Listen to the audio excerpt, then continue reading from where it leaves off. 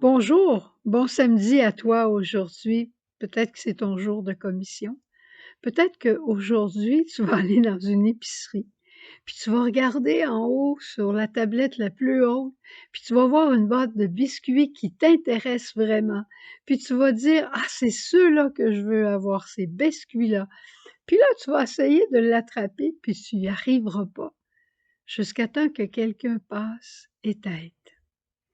Eh bien, c'est un peu ça les lectures de saint Paul. On est dans le chapitre 7 et 8, celui d'hier et celui d'aujourd'hui. J'aimerais revenir un peu sur celui d'hier, parce que je trouve que cette histoire-là nous montre vraiment ce que dit saint Paul. Écoute bien. Il dit, je sais que le bien n'habite pas en moi, c'est-à-dire dans l'être de chair que je suis. En effet, ce qui est à ma portée, c'est le vouloir, mais pas de l'accomplir. C'est pas à ma portée naturellement d'accomplir le bien. Je ne fais pas le bien que je voudrais et je commets le mal que je ne voudrais pas. On est d'accord tout le monde avec ça, hein? Moi oui en tout cas. Si je fais le mal que je ne voudrais pas, alors ce n'est pas moi qui agis, mais c'est le péché qui agit en moi. Moi je voudrais faire le bien et je constate que je fais le mal. Alors j'ai vraiment besoin de l'aide. Pas vrai? Et c'est dans ce sens-là que Dieu Père a envoyé Jésus pour combattre le péché, pour le vaincre. Et c'est ça que Jésus fait. Il combat le péché, parce que combattre le péché, au départ, n'est pas à notre portée. Et Jésus gagne la victoire sur le péché, le plus grand mal, il gagne la victoire sur la mort et il nous en délivre. On n'est plus condamné à une mort éternelle. Bien au contraire, on est condamné à la vie éternelle. Et Jésus, après avoir combattu le péché, nous a donné son esprit. Recevez l'Esprit Saint. L'Esprit qui veut venir vivre en nous, qui veut élever notre regard vers Jésus et nous apprendre à vivre d'une nouvelle manière. Qui regarde vers lui resplendira et il sera capable de vivre à la manière de Jésus. Quand Jésus nous dit « Comme le Père m'a aimé, moi je vous ai aimé », le « comme » c'est l'Esprit Saint. Alors quand il nous dit « Soyez miséricordieux comme mon Père est miséricordieux », on n'est pas capable, c'est évident. Mais par la puissance de l'Esprit Saint, l'Esprit vient en nous être miséricorde. C'est pas nous qui sommes miséricordieux, c'est l'Esprit qui est en nous, ce fameux « comme » de Dieu. Cet Esprit est celui que Dieu Père Providence a soufflé en Jésus au matin de Pâques, puis lui a donné une vie nouvelle. C'est cet Esprit qui vient vivre en nous et qui veut nous donner une vie nouvelle pour que nous devenions forts de Dieu.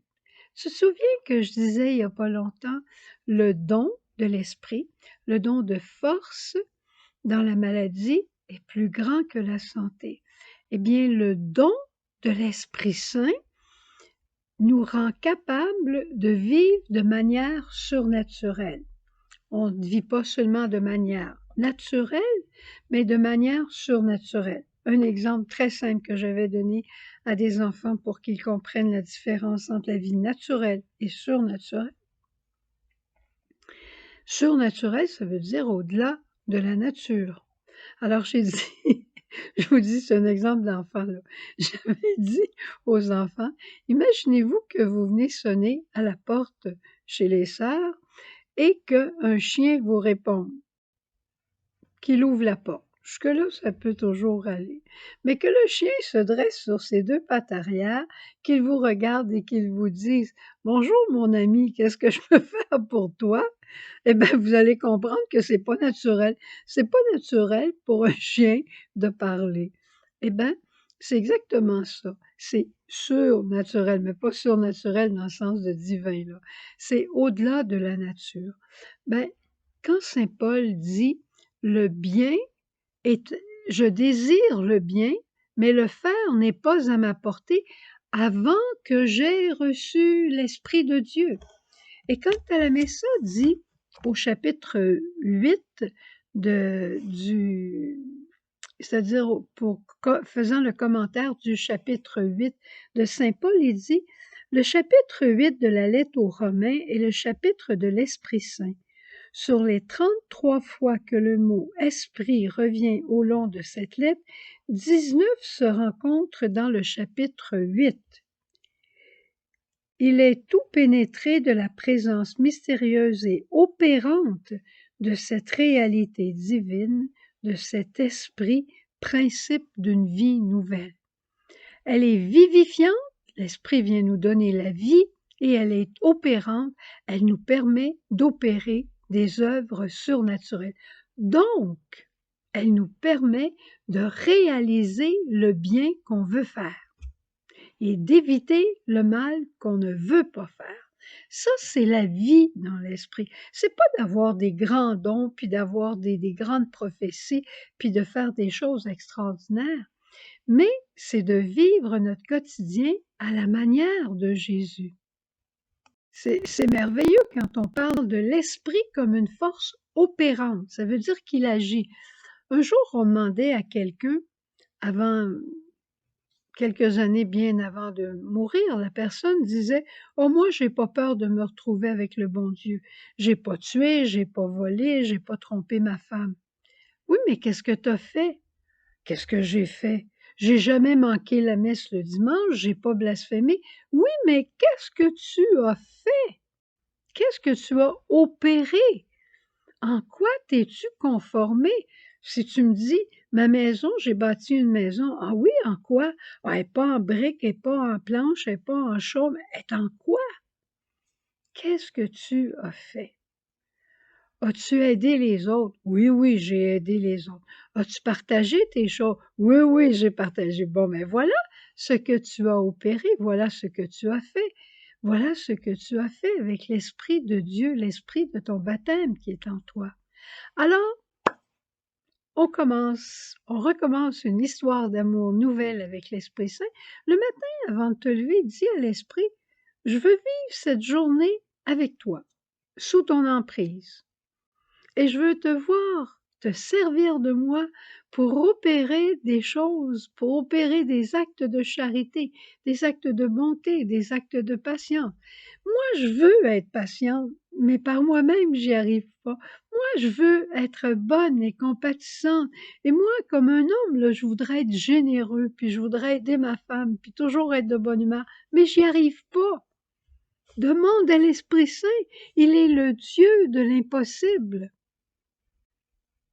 Vouloir, c'est à ta portée. Le réaliser, c'est l'œuvre de l'Esprit en toi. Demande-lui.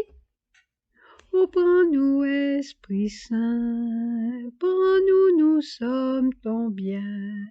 Pose ta main sur nous, prends-nous, nous sommes à toi. Au revoir.